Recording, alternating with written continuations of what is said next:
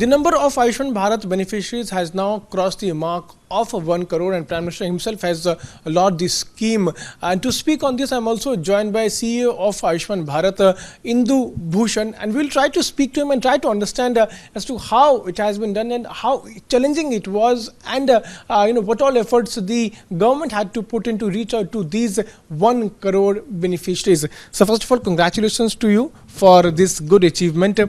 Sir, what do you have to say on this big achievement, A, and how challenging it was to reach out to all these beneficiaries? Usually, we have done 1 crore treatment, but we still have to go very far.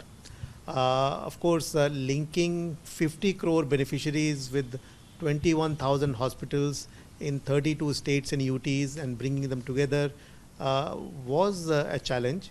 But with the leadership of the Prime Minister, his support, guidance, and also good teamwork here, we have been able to deliver on this vision of Honorable Prime Minister. Of course, as I was saying, we have to still go very far. We have to ensure that the scheme goes to the last mile. The last person in the line should be able to benefit from it. So we need to do more in terms of making the scheme popular in every corner of the country, and ensure that we are not looking only at the numbers but also the quality of treatment.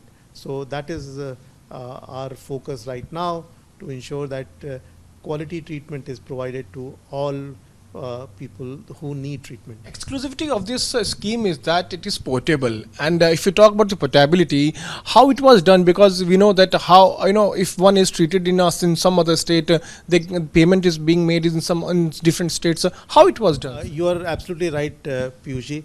That portability is a slightly complicated feature, because payment is done by the home state, but the treatment is done in some other state. So we have to have a very strong IT framework which links it, because as Indu Bhushan, if I from UP and I am taking treatment in Mumbai, then Mumbai hospital should know that I am eligible. Yeah. And not only they should know that I am eligible, but they should also have confirmation that after they give treatment to me, UP government is going to make the payment.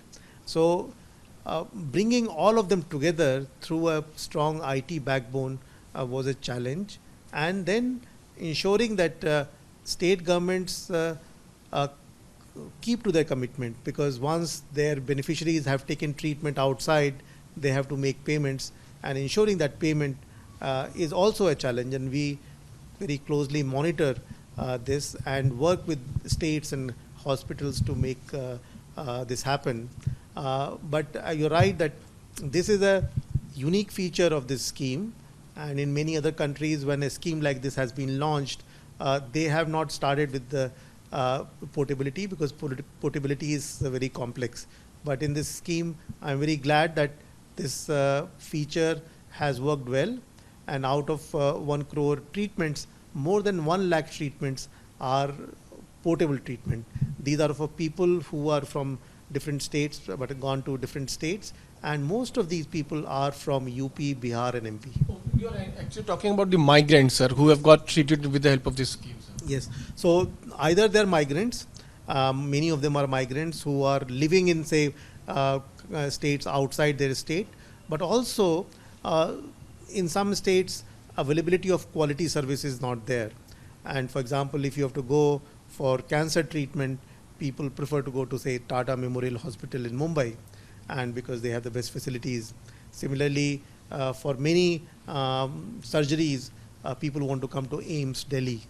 Or so there are hospitals which are known for different specialties, and people want to take services there. So also portability helps in terms of filling the gap of availability of services. So if service is not available in your province or your state, you can go out and take it. Sir, my next question to you about the COVID-19 patients, sir. How this scheme has been helpful in treating COVID-19 patients? Well, we have packages for both testing and treatment.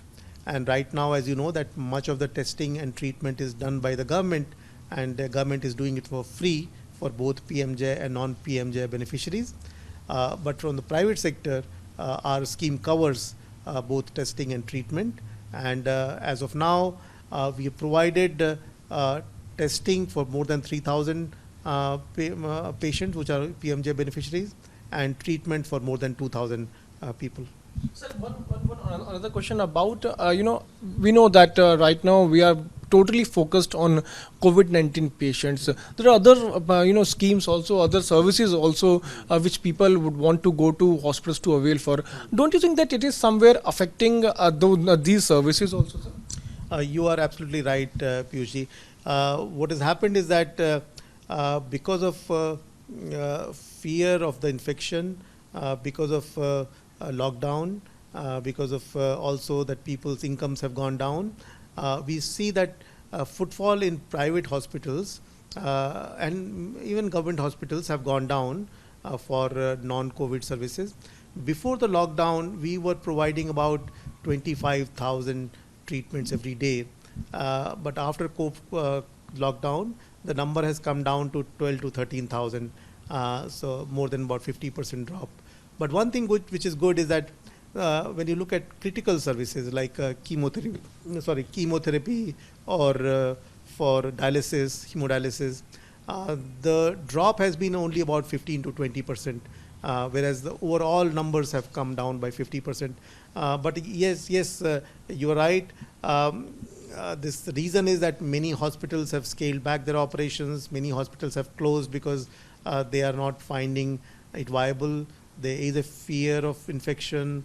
So hopefully this is going to be picking up, and we hope that all the surgeries or other procedures which were postponed during the lockdown, people will come back and avail of those services. So last question I would take, we are seeing the number of cases of COVID-19 are increasing in the country day by day. How are you going to deal with it, as far as the Ayushman Bharat scheme is concerned? And if you talk about these migrants especially, there are some cases of migrants also in which we have seen how they have become infected of this disease. How is it going to help them, sir?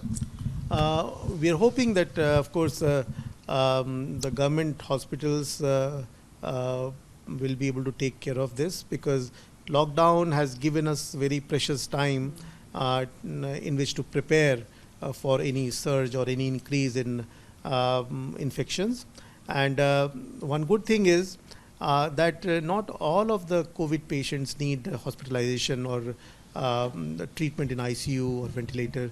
Only a small proportion, about 5 to 6% patients require ICU and ventilators. So even if there's an increase, we are very confident that all the facilities which have been created across the country, including by Indian Railways and PSUs, will be there to support this surge. And also we are preparing private hospitals where Ayushman Bharat will be providing services. So with those, I'm confident that India can take care of this this burden. Thank you so much for speaking to us, and we hope that more and more people become beneficiary of this scheme in coming few days. So that's the word coming in from CEO of Ayushman Bharat, in which he's telling us about as to how he's been able to achieve this big number and the kind of challenges which they faced. Hi everyone, I'm Sucharita Kukreti. Thanks for checking out Republic World. If you would like to watch more show highlights and live coverage, click on the right over here to subscribe to our channel, and don't forget to download the Republic World News app for breaking news alerts. Thanks for watching.